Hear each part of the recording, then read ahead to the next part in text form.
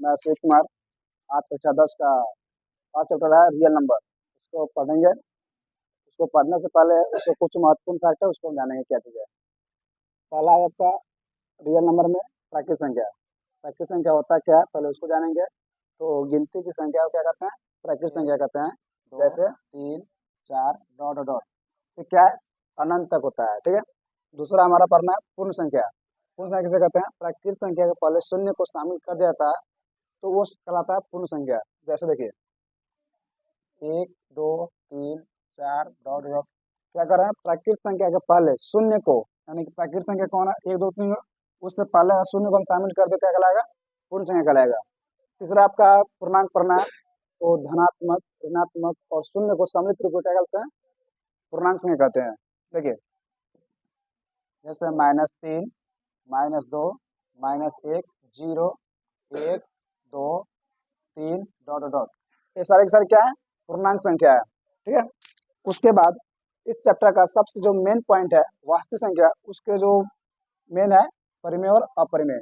वास्तविक संख्या कहते किसको है? यानी कि परिमेय और अपरिमेय संख्या को समित रूप को वास्तविक संख्या कहते हैं। ठीक है। उसका फर्स्ट चैप्टर का टॉपिक क्या है? परिमेय संख्या। तो प्रश्न किसे कहते हैं? वह ऐसी संख्या इसे हम पी वाई क्यू के रूप में लिख सकते हैं जहाँ क्यू नॉट इक्वल टू 0 होना चाहिए। ये शर्त है। क्या चीज है? इसे हम पी वाई क्यू के रूप में लिख सकते हैं जहाँ क्यू नॉट इक्वल टू 0, जो क्यू का मान होगा वो 0 के बराबर नहीं होगा। जैसे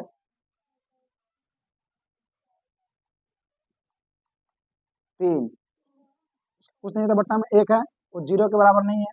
जैसे में 2/4, ठीक है, 3/5, 4, ये सारे के सारे क्या है? एक परिमेय संख्या है। ठीक है। दूसरा आप देखते हैं अपरिमेय संख्या, यानी कि पी बटा क्यू के रूप में इसको हम नहीं लिखते हैं। और इसका भी शर्त क्या है? जो क्यू का वैल्यू होगा वो नॉट इक्वल टू होगा, 0 के बराबर नहीं होगा। जैसे √2, √3, √5, ये सारे क्या है? इसका महत्वपूर्ण फैक्टर। इतना जो जो फैक्टर समझना चाहिए क्या क्या चीज इसमें पढ़ना पड़ता है। तो अब इसके हम आगे देखते हैं इस चैप्टर का जो 1 का है यूक्लिड विभाजन प्रमेय का। ठीक है। उसको कैसे बनाया जाता है उसके बारे में देखते हैं।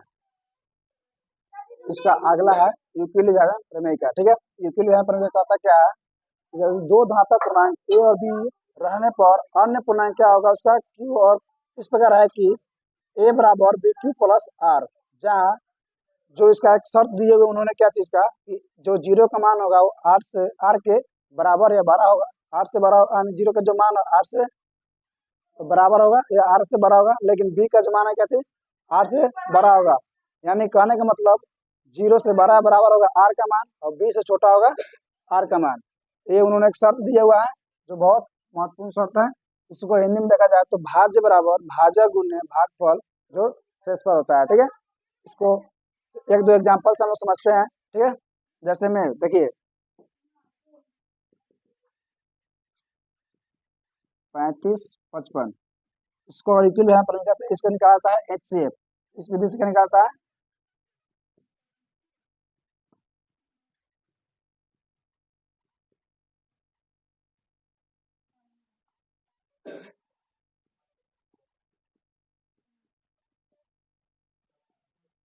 यूक्लिड विभाजन प्रमेय का हम निकालते हैं क्या? HCF निकालते हैं। ठीक है। HCF। देखिए इसको निकालने के लिए सबसे आसान तरीका क्या है कि हम इसको अलग पहले भाग दे देंगे, उसके अनुसार निकालने में आसानी मिलेगा। जैसे देखिए 35 को 55 में भाग दे पहले, 35 से कम 35 घट जाएगा तो हो जाएगा 20। ये हमारा क्या हो जाएगा?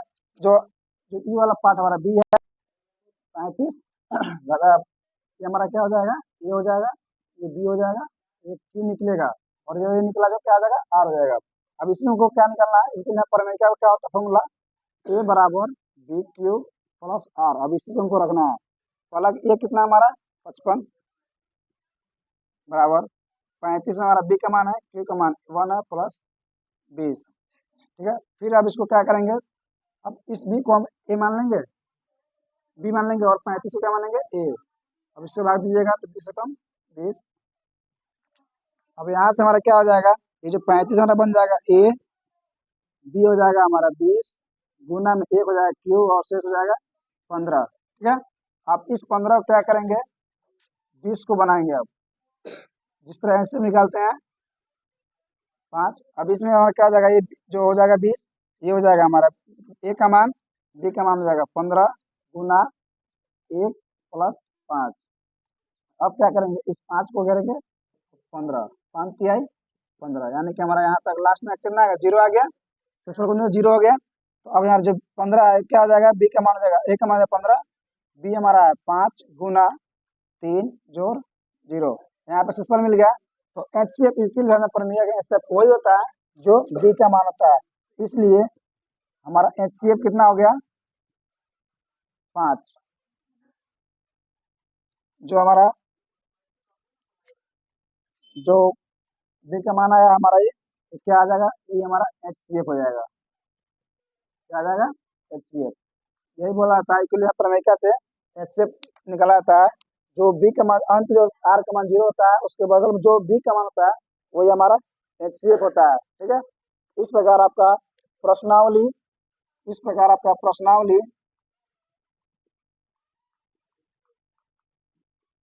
1.1 का 1 नंबर क्वेश्चन बन जाएगा। आप लोग बनाकर ट्राई कीजिएगा। उसके बाद इसका नेक्स्ट वीडियो बहुत जल्द पूरे क्वेश्चन का इस स्टडी पॉइंट पे आपको देखने को मिलेगा। Thank you.